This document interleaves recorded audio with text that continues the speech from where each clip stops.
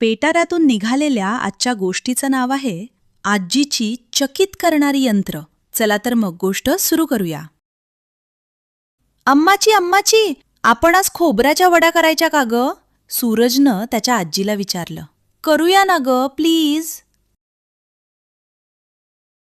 हो, करूया की, पण तू मदत करणार असशील तरच. हा, अम्माची म्हणजे त्याची आजी म्हणाली.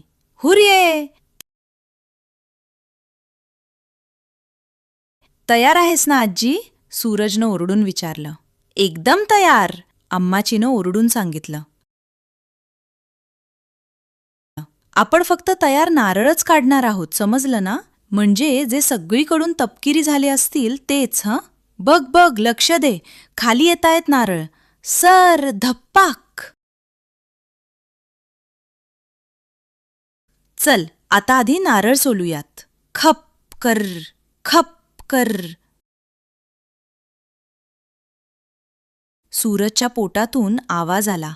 गुर्र. अम्माची खुदकन हसली. आता हा नारळ फोडायचा. हा, खटाक. आता नारळ खोवायचा. खोवलेलं खोबरं, साखर, दूध, वेलची पूड वगैरे सगळं एकत्र करून शिजवायचं. किती छान वास येतोय ना अम्माची. आता हे ताटात ओतायचं आणि पसरवायचं. थांब बाळा, हे जरा गार होऊ दे.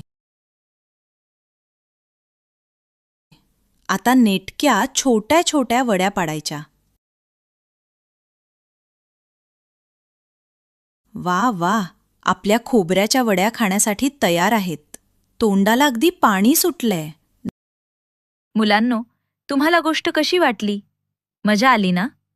चला तर मग, अशाच मजेदार गोष्टी घेऊन पुन्हा भेटूया. तोपर्यंत नमस्कार. अशाच मजेदार गोष्टी ऐकण्यासाठी हा QR कोड स्कॅन करा